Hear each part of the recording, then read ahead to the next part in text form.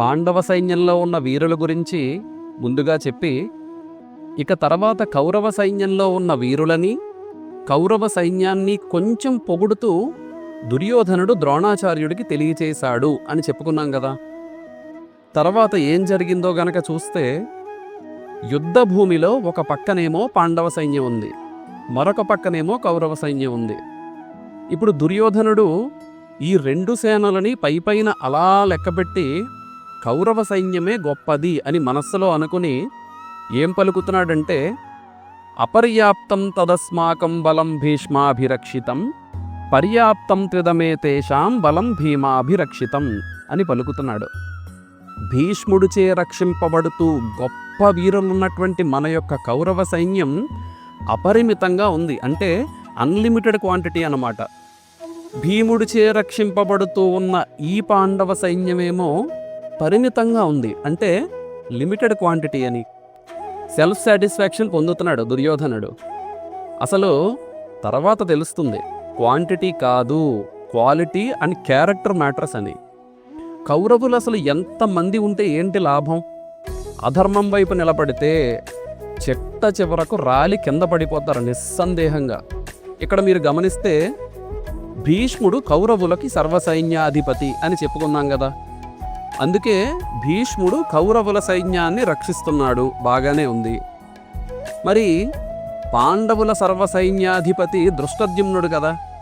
మరి భీముడు పాండవ సైన్యాన్ని రక్షించడం ఏంటి అని గనక చూస్తే, భీముడు కౌరవులందరినీ సంహరించాలని దృఢ నిశ్చయంతో సంకల్పించుకుని ఉన్నాడు. అందుకే వజ్రవ్యూహంలో దృష్టద్యుమ్నుడు భీముడిని పాండవ సైన్యానికి ముందు నిలబెట్టాడు. అది చూసిన దుర్యోధనుడు అందుకు అలా చెప్తున్నాడు. ఇంకేం చెప్తున్నాడో గనక చూస్తే, అయనేషు చ సర్వేషు యథాభాగమవస్థితాః భీష్మమేవాభిరక్షంతు భవంతః సర్వ ఏవహి. ఇక్కడ చూడండి, దుర్యోధనుడు కౌరవ సైన్యాన్ని ఉద్దేశించి పలుకుతున్నాడు. ఏమనంటే, మీరందరూ కూడా మీ స్థానాల్లో ఉండి వ్యూహాత్మకంగా అన్ని మార్గముల నుండి భీష్ముడిని రక్షించండి అని అంటున్నాడు. ఓ కంపెనీలో సీఈఓ ఉన్నాడు అనుకోండి, సీఈఓ జాబ్ను అసలు ఎంప్లాయీస్ రక్షించడం ఏంటి? ఎంప్లాయీస్ ఎలా కాపాడుతారు? కానీ ఇక్కడ దుర్యోధనుడేమో భీష్ముడిని కాపాడమని సైన్యంతో చెప్తున్నాడు. అంటే అతనికి తన సైన్యంపై నమ్మకం లేకపోవడం స్పష్టంగా కనిపిస్తుంది.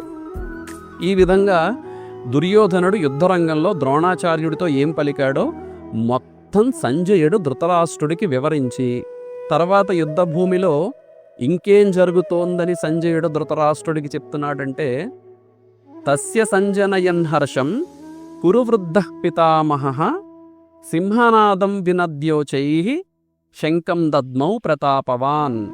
కురువృద్ధుడు, అరివీర భయంకరుడు, మహాపరాక్రమవంతుడైన భీష్ముడు గట్టిగా సింహం గర్జిస్తే ఎలా ఉంటుందో అంత గట్టిగా శంఖాన్ని పూరించాడు. అది విన్న కౌరవ ప్రభువైన దుర్యోధనుడికి ఈ భీష్ముడొక్కడు చాలు పాండవ సైన్యాన్ని మొత్తం నిర్మూలించడానికని ఒక్కసారిగా మనస్సులో ఉన్న భయం అంతా పోయి హృదయంలో చాలా సంతోషంగా అనిపించిందట. తర్వాత ఏం జరిగిందంటే, తతశంఖాశ్చ భేర్యశ్చ పణబాణక గోముఖాః సహస్తైవాభ్యహన్యంత సశబ్దస్తుములోభవత్. భీష్ముడు శంఖారావం చేసిన వెంటనే కౌరవ సైన్యంలో ఉన్నవారందరూ కూడా తమ తమ శంఖాలను, బేరీలను, పణవాలను, అనకాలను, గోముఖాలను ఒక్కసారిగా మ్రోగించారు. ఆ శబ్దానికి దిక్కులు పెక్కటిల్లిపోయాయంట అని సంజయుడు ధృతరాష్ట్రుడితో పలుకుతున్నాడు. ఇక్కడ మీరు గమనించండి, ధృతరాష్ట్రుడు అడిగిన ధర్మక్షేత్రమని పిలవబడే కురుక్షేత్ర యుద్ధ భూమిలో నావారైనటువంటి కౌరవులు, పాండవులు ఏమి చేస్తున్నారనే ప్రశ్నకు సంజయుడు ఇప్పటి వరకు కౌరవుల గురించి ఏం చేస్తున్నారో ధృతరాష్ట్రుడికి తెలియజేశాడు. ఇక పాండవుల గురించి ఏమని చెప్తాడో తర్వాత వీడియోలో చూద్దాం. జై శ్రీరామ్, హరే కృష్ణ.